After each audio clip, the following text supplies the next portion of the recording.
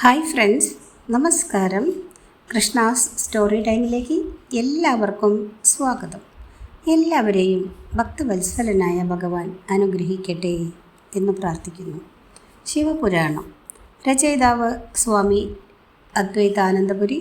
പ്രസിദ്ധീകരണം Arshasree publishing company, Thiruvananthapuram. Audio Krishnakumari. കഴിഞ്ഞ ദിവസം സോമവാരവ്രത മാഹാത്മ്യം എന്ന ഭാഗമാണ് കേൾപ്പിച്ചിരുന്നത്. അതിൻ്റെ തുടർച്ച തന്നെയാണ് ഇന്നത്തെ വീഡിയോയിലൂടെയും കേൾപ്പിക്കുന്നത്.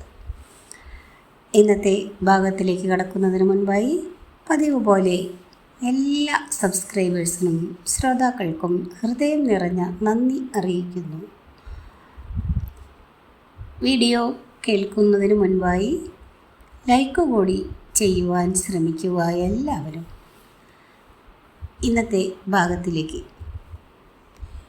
എൻ്റെ പ്രിയപുത്രി, നിൻ്റെ ആഗ്രഹങ്ങൾ തീർച്ചയായും ഭഗവാൻ ശ്രീ ശങ്കരൻ സഫലമാക്കി തരുന്നതാണ്.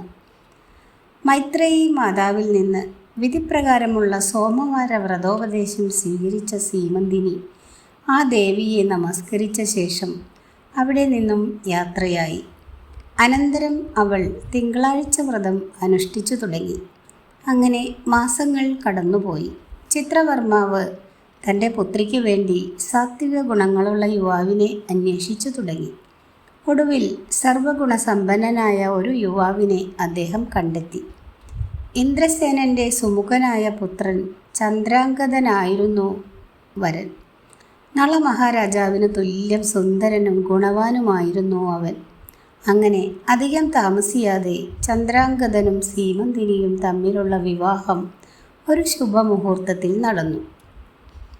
വിവാഹാനന്തരം നിഷധ രാജാവായ ചന്ദ്രാംഗതൻ അവിടെ പത്നീസമേതം സന്തോഷത്തോടെ താമസിച്ചു വന്നു. ജന്മം കൊണ്ടുതന്നെ സുന്ദരിയായ സീമന്തിനിയുടെ രൂപലാവണ്യത്തിൽ സന്തോഷാധിക്യത്തോടെ ജീവിച്ചു പോന്ന ചന്ദ്രാംഗതനും ധർമ്മപത്നിയുടെ നിർദ്ദേശാനുസരണം സോമവാരവ്രതം അനുഷ്ഠിക്കാൻ തുടങ്ങി. ഒരിക്കൽ യമുനാ നദിയിൽ ജലക്രീഡ നടത്തുവാനുള്ള ആഗ്രഹം ചന്ദ്രാംഗതൻ പ്രകടിപ്പിച്ചു. രാജകൽപ്പന പ്രകാരം ഭക്തന്മാർ തോണികൾ നിർമ്മിച്ചു. രാജകുമാരനോടൊപ്പം കൊട്ടാരം സേവകന്മാരും പുറപ്പെട്ടു. വളരെ വലിപ്പമുള്ളതും ചിത്രപ്പണികളാൽ ആകർഷകവുമായ ഒരു തോണിയിലായിരുന്നു ചന്ദ്രാംഗതൻ ജലയാത്ര ചെയ്തത്. വഞ്ചിപ്പാട്ടിൻ്റെ താളത്തിനൊത്ത് വാഹനങ്ങൾ ശീഘ്രം സഞ്ചരിച്ചു കൊണ്ടിരുന്നു. ആ ജലവാഹന വ്യൂഹം നദിയുടെ മധ്യഭാഗത്തെത്തിയപ്പോൾ അന്തരീക്ഷമാകെ മാറി. നഭോമണ്ഡലത്തിൽ മഴക്കാറുകൾ നിറഞ്ഞു. നദിയിലെ ഓളങ്ങൾ ശക്തിയായി ഉയർന്നു. ശാന്തമായിരുന്ന നദിയുടെ സ്വഭാവമാകെ മാറി. വള്ളങ്ങൾ ഒന്നൊന്നായി ശക്തമായ കാറ്റിൻ്റെ പ്രഹരത്താൽ മറിഞ്ഞു. ധാരാളം പേർ മുങ്ങിച്ചത്തു. നിർഭാഗ്യം എന്നോണം ചന്ദ്രാംഗതനും യമുനാ നദിയിൽ വീണു മുങ്ങി. വെള്ളത്തിൻ്റെ അഗാധ തലത്തിലേക്ക് താണുകൊണ്ടിരിക്കുന്ന സുന്ദരനെ കണ്ട പെൺസർപ്പങ്ങൾ അവനെ താങ്ങിപ്പിടിച്ച് നാഗങ്ങൾ വസിക്കുന്ന പാതാളത്തിലേക്ക് കൊണ്ടുപോയി ഫണകരാജാവായ തക്ഷകൻ്റെ മുന്നിൽ ഹാജരാക്കി. ചന്ദ്രാംഗതൻ യമുനാ നദിയിൽ മുങ്ങിമരിച്ചു എന്ന വാർത്ത കൊട്ടാരത്തിലെത്തി. നഗരവാസികളും രാജകുടുംബാംഗങ്ങളും ദുഃഖത്തിലാണ്ടു. രണ്ടാമത്തെ ജ്യോത്സ്യൻ്റെ പ്രവചനം സത്യമായി ഭവിച്ചിരിക്കുന്നുവെന്ന കാര്യം എല്ലാ പേരും ഓർത്തു. 14-ാമത്തെ വയസ്സിൽ സീമന്തിനിക്ക് വൈധവ്യം സംഭവിച്ചിരിക്കുന്നു. സാക്ഷാൽ ജഗദീശ്വരൻ പോലും തങ്ങളെ കൈവെടിഞ്ഞിരിക്കുന്നുവെന്ന് രാജകുടുംബാംഗങ്ങൾ ധരിച്ചു. സോമവാര വ്രതം നോറ്റത് വെറുതെയായി എന്ന് സീമന്തിനിയും വിലപിച്ചു. കറുത്ത വസ്ത്രം ധരിച്ച സീമന്തിനി തറയിൽ കിടന്നുരുണ്ട് വിലപിച്ചു. പക്ഷേ തിങ്കളാഴ്ച വ്രതം മുടക്കാൻ അവളുടെ അന്ധകരണം അനുവദിച്ചില്ല. ഭഗവാൻ വൈധവ്യമാണ് തനിക്ക് തന്നതെങ്കിലും വ്രതം തുടരാൻ തന്നെ അവൾ തീരുമാനിച്ചു. അങ്ങനെ പൂർവാധികം ഭക്തിയോടും വിശ്വാസത്തോടും കൂടി അവൾ ശ്രീശങ്കരനെ ആരാധിച്ചു തുടങ്ങി. കൈലാസേശ്വരൻ്റെ തിരുനാമം അവളുടെ നാവിൽ സദാ കുടികൊണ്ടു. ശിവനാമ ജപത്തിൽ സീമന്തിനിയുടെ മനസ്സ് മുഴുകി. ചന്ദ്രാംഗതൻ്റെ ദാരുണ മരണം അറിഞ്ഞ നിഷധ രാജാവ് മോഹാലസ്യപ്പെട്ടു വീണു. നഗരവാസികളും ബ്രാഹ്മണരും ക്ഷത്രിയരും വൈശ്യശൂദ്രരും വിഷാദഗ്രസ്തരായി തീർന്നു. ഈ അവസരത്തിൽ ശത്രുക്കൾ നിഷധരാജ്യം ആക്രമിച്ച് കീഴടക്കി. പന്നഗ രാജാവിൻ്റെ ഭവനത്തിലെത്തിയ ചന്ദ്രാംഗദൻ അവിടുത്തെ സമ്പൽ സമൃദ്ധി കണ്ട് അത്ഭുതസ്തബ്ധനായി. അമൂല്യ രത്നങ്ങൾ കൊണ്ടുള്ള കൊട്ടാരങ്ങളും തങ്കനിർമ്മിതമായ ഗൃഹങ്ങളും ഉത്തുംഗമായ രമ്യഹർമ്മ്യങ്ങളും അദ്ദേഹം അവിടെ ദർശിച്ചു. അപ്സരസ്സുകളേക്കാൾ സുന്ദരിമാരായ അങ്കനാരത്നങ്ങൾ രാജകുമാരൻ്റെ മനോരഥത്തെ ആനന്ദഭരിതമാക്കി. ഉയർന്ന പത്തികളും അഗ്നികുണ്ഡത്തിൽ നിന്നെടുത്ത തനി തങ്കം പോലുള്ള ശരീരവും മറ്റുമുള്ള സർപ്പങ്ങളുടെ രാജനെ കുമാരൻ കണ്ടു. സർപ്പങ്ങളും രത്നങ്ങൾ കോർത്ത മാലയും കിരീടവും അദ്ദേഹത്തിൻ്റെ ശരീരത്തെ തേജോമയമാക്കിയിരുന്നു. രത്നങ്ങൾ പതിച്ച കർണാഭരണങ്ങളും ദിവ്യപരിവേഷം ചുരത്തി നിൽക്കുന്ന പട്ടുവസ്ത്രങ്ങളും ആലവട്ടങ്ങളും വെൺചാമരങ്ങളും കൊണ്ട് മോടി വർദ്ധിപ്പിക്കുന്നതായിരുന്നു. നാഗസുന്ദരിമാരുടെ മധുരഗാനാലാപനവും ഹൃദയം കവരുന്ന നടനവിലാസങ്ങളും കുമാരൻ്റെ മാനസോദ്യാനത്തിൽ ആനന്ദത്തിൻ്റെ അരിമുല്ലകൾ അങ്കുരിപ്പിക്കാൻ പര്യാപ്തങ്ങളായി. സോമനെപ്പോലെ പ്രകാശവാനായ നാഗരാജാവിനെ ദർശിച്ച മാത്രയിൽ തന്നെ ചന്ദ്രാംഗദൻ അദ്ദേഹത്തെ ഭക്തി ആദരപൂർവ്വം നമസ്കരിച്ചു. ഈ സന്ദർഭത്തിൽ നാഗകന്യകകൾ രാജാവായ തക്ഷകനെ വണങ്ങിക്കൊണ്ട് പറഞ്ഞു, പ്രഭോ, ഞങ്ങൾ യമുനാ നദിയിൽ ഉല്ലസിച്ചുകൊണ്ട് നടക്കുമ്പോൾ ഇയാൾ ജലത്തിൽ താണു വരുന്നത് കണ്ടു. അതിനാൽ ഞങ്ങൾ സുന്ദരനായ ഈ പുരുഷകേസരിയെ ഇവിടേക്ക് കൊണ്ടുവന്നു. ഇദ്ദേഹം ആരാണെന്ന് ഞങ്ങൾക്ക് അറിഞ്ഞുകൂടാ. നാഗകന്യകമാരുടെ വാക്കുകൾ കേട്ട തക്ഷകൻ കുമാരനോട് ചോദിച്ചു, ഹേ സുന്ദരനായ കുമാര, നിന്റെ പേരെന്താണ്? നിന്റെ അച്ഛനും അമ്മയും ആരാണ്? നീ എങ്ങനെയാണ് ഈ നാഗകന്യകമാരുടെ കൈകളിൽ വന്നുപെട്ടത്? വിശദമായി എല്ലാം എന്നോട് പറയണം. തക്ഷകനെ ഭക്തി ആദര പുരസ്സരം നമസ്കരിച്ചുകൊണ്ട് ചന്ദ്രാംഗദൻ പറഞ്ഞു, എൻ്റെ പേര് ചന്ദ്രാംഗദൻ എന്നാണ്. ഭൂമിയിൽ പ്രസിദ്ധമായ ചന്ദ്രവംശത്തിലെ നളമഹാരാജാവിൻ്റെ പുത്രനാണു ഞാൻ. എൻ്റെ പത്നിയോടൊപ്പം താമസിച്ചു വരവേ ഒരിക്കൽ വള്ളംകളിയിൽ ഏർപ്പെട്ടു. നിർഭാഗ്യവശാൽ വള്ളം മറിഞ്ഞ് ഞാൻ ജലത്തിനടിയിലേക്ക് താണുപോയി. അങ്ങനെയാണ് ഈ കന്യകമാരുടെ കയ്യിൽ അകപ്പെട്ടത്. എന്നാൽ ശ്രീ പരമേശ്വരൻ്റെ കൃപയാൽ ഇവിടെ എത്താനും അങ്ങയെ ദർശിച്ച് വന്ദിക്കുവാനും ഭാഗ്യമുണ്ടായി. പക്ഷേ എൻ്റെ ഭാര്യയും മാതാപിതാക്കളും ഞാൻ മരിച്ചുപോയെന്ന് കരുതി ദുഃഖിതരായി കഴിയുകയാണ്. പ്രഭോ, ഇതാണ് എൻ്റെ കഥ. ചന്ദ്രാംഗദൻ കാര്യങ്ങൾ വിവരിച്ചത് കേട്ട നാഗരാജാവ് ചോദിച്ചു, ഹേ രാജകുമാര, ത്രിമൂർത്തികളിൽ നീ ഏറെ ഇഷ്ടപ്പെടുന്നത് ആരെയാണ്? അവരെല്ലാം ഒന്നാണെങ്കിലും 3 രൂപത്തിലാണല്ലോ വർത്തിക്കുന്നത്. എങ്കിലും കുമാരൻ്റെ ഇഷ്ടദേവൻ ആരാണെന്നറിയാൻ എനിക്ക് താൽപ്പര്യമുണ്ട്.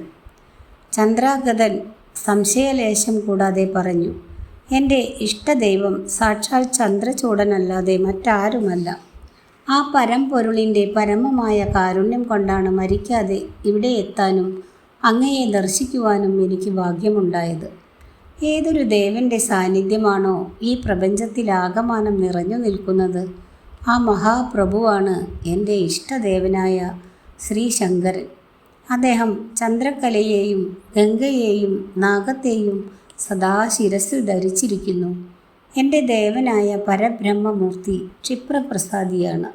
സച്ചിദാനന്ദമൂർത്തിയും സ്വയം പ്രകാശിക്കുന്നവനും ഐശ്വര്യധാമവും ആയ ആ ഭഗവാൻ എൻ്റെ ഹൃദയത്തിൽ വസിക്കുന്നുണ്ട്.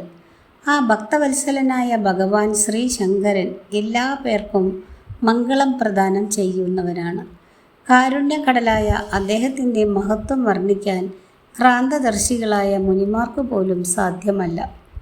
ചന്ദ്രാംഗദൻ ശ്രീ പരമേശ്വരൻ്റെ അപദാനങ്ങൾ വാഴ്ത്തുന്നത് കേട്ട തക്ഷകരാജൻ പറഞ്ഞു, രാജകുമാര, നീ നന്നേ ചെറുപ്പമാണെങ്കിലും മഹാജ്ഞാനിയാണ്. നീ ഇന്നു മുതൽ ഇവിടെ വസിക്കണം. നിന്നോടൊത്തുള്ള ജീവിതം എന്നെ ആത്മതത്വബോധോദയമുണ്ടാകാൻ സഹായിക്കും. ഇക്കാര്യത്തിൽ യാതൊരു സംശയവുമില്ല. നിനക്കിവിടെ യാതൊന്നിനും കുറവുണ്ടാവുകയില്ല. എൻ്റെ ഈ രസാതലം രത്നസൗധങ്ങളും ഗോപുരങ്ങളും കൊണ്ട് നിറഞ്ഞതാണ്. ഇവിടെ അസംഖ്യം സർവാംഗ സുന്ദരിമാരുണ്ട്. അവരോടൊത്ത് നിനക്ക് രസിച്ചും സുഖിച്ചും പരമാനന്ദ ലഹരിയിൽ ആറാടി ജീവിതം നയിക്കാം. സാധാരണ മനുഷ്യർക്ക് ഒരിക്കലും ലഭിക്കാത്ത കൽപ്പവൃക്ഷങ്ങളും കാമധേനുവും രത്നം വിളയുന്ന പർവ്വതങ്ങളും രത്നഖച്ചിതമായ മാളികകളും സ്വർണ്ണത്താമരയും കൽഹാരവും ഒക്കെ ഇവിടെയുണ്ട്. ഇതൊക്കെ വേണ്ടുവോളം അനുഭവിക്കാം. അതിനാൽ നീ ഇവിടെ വസിക്കുന്നത് ഭാഗ്യം തന്നെയാണ്. നാഗരാജാവിൻ്റെ മറുപടി കേട്ട ചന്ദ്രാംഗതൻ പറഞ്ഞു, നാഗരാജാവേ, അങ്ങയെ ദർശിക്കുവാനും അങ്ങയുടെ കാരുണ്യവും സ്നേഹവും അനുഭവിക്കുവാനും ഇടവന്നത് എൻ്റെ മഹാഭാഗ്യം തന്നെയാണെന്ന് ഞാൻ വിശ്വസിക്കുന്നു. ഇതെല്ലാം ജഗദീശ്വരനായ ഭഗവാൻ ശ്രീ പരമേശ്വരൻ്റെ കാരുണ്യാതിരേകത്താൽ സംഭവിച്ചതാണ്. അങ്ങയെ സേവിച്ചുകൊണ്ടിവിടെ വസിക്കുന്നതിൽ എനിക്ക് സന്തോഷമേയുള്ളൂ. എന്നാൽ കാരുണ്യവാനും മഹാനുമായ അങ്ങ് എൻ്റെ ആഗ്രഹം സാധിച്ചു തരണം. ഭൂമണ്ഡലത്തിൽ എൻ്റെ പത്നിയും അച്ഛനമ്മമാരും ദുഃഖിതരായി നീറി കഴിയുകയാണ്. അവിടെ ചെന്ന് അവരെ ആശ്വസിപ്പിക്കാൻ ദയവായി എന്നെ അനുവദിക്കണം. സ്നേഹദീപമായ അങ്ങു തന്നെ അതിനുള്ള മാർഗവും തെളിയിച്ചു തരണം. രാജകുമാരൻ്റെ സന്ദർഭോചിതമായ വാക്കുകൾ നാഗരാജാവിൻ്റെ മനസ്സിൽ സന്തോഷത്തിൻ്റെ ജ്യോതിസ് തെളിയിക്കുവാൻ പര്യാപ്തമായി. അദ്ദേഹത്തിൻ്റെ മനസ്സിൽ ചന്ദ്രാംഗതനെക്കുറിച്ചുള്ള അഭിമാനം വർദ്ധിച്ചു. അതിനാൽ നാഗരാജാവ് പറഞ്ഞു, ഹേ സൽഗുണസമ്പന്നനായ രാജകുമാര, നിന്റെ ബുദ്ധിസാമർഥ്യത്തിൽ നാം അതീവ സന്തുഷ്ടനാണ്. നീ എന്താവശ്യപ്പെട്ടാലും അത് നൽകുന്നതിൽ എനിക്ക് സന്തോഷമേ ഉള്ളൂ. നിന്റെ ബന്ധുക്കളെല്ലാം ജീവിച്ചിരിപ്പുണ്ട്. ഉടൻ തന്നെ നിന്നെ അവിടെ എത്തിക്കാൻ വേണ്ട ഏർപ്പാടുകൾ ചെയ്യുന്നുണ്ട്. നീ സന്തോഷവാനായി ഇരിക്കുക. ഇപ്രകാരം ചന്ദ്രാംഗതനെ ആശ്വസിപ്പിച്ച ശേഷം പന്നഗരാജാവ് അവന് ഇഷ്ടഭോജനം നൽകി. അനന്തരം ശ്രേഷ്ഠ വസ്തുക്കൾ അദ്ദേഹം ദാനം ചെയ്തു. മേലിൽ ആവശ്യമുള്ള പക്ഷം സ്മരിച്ചാൽ തൻ്റെ സാന്നിധ്യം ഉണ്ടാകുന്നതാണെന്ന് തക്ഷകൻ വാക്കുകൊടുത്തു.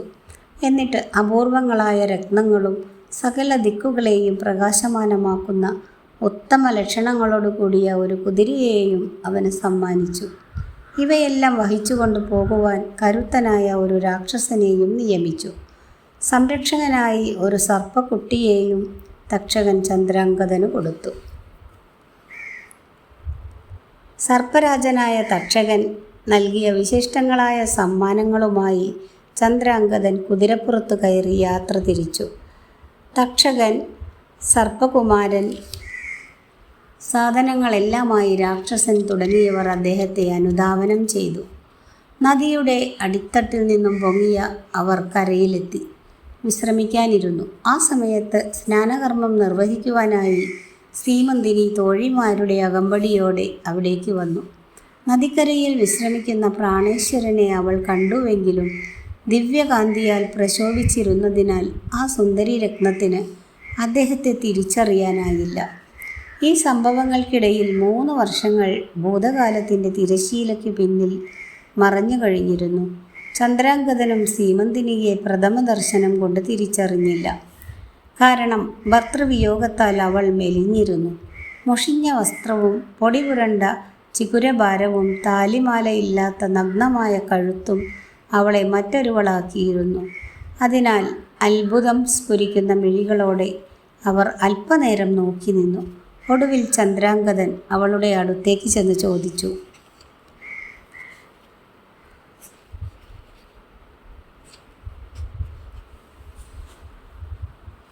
ഭവതി ആരാണ്? പേരെന്താണ്? നിന്നെ കണ്ടിട്ട് എനിക്ക് ആരാണെന്ന് മനസ്സിലാകുന്നില്ല. ചന്ദ്രാംഗതൻ്റെ വാക്കുകൾ കേട്ടപ്പോൾ സീമന്തിനി ഒരു തോഴിയുടെ മുഖത്തേക്ക് നോക്കി കാര്യങ്ങൾ വിശദീകരിച്ചു കൊടുക്കുവാൻ പറഞ്ഞു. തോഴി കൈകൂപ്പിക്കൊണ്ട് വിനയാന്വിതയായി പറഞ്ഞു, അല്ലയോ രാജകുമാര, ഇവൾ ചിത്രവർമാവെന്ന രാജാവിൻ്റെ പുത്രി സീമന്തിനിയാണ്. ഇവളുടെ ഭർത്താവ് അങ്ങയെപ്പോലെ തോന്നിക്കുന്ന സുന്ദരനായ ചിത്രാംഗതനാണ്.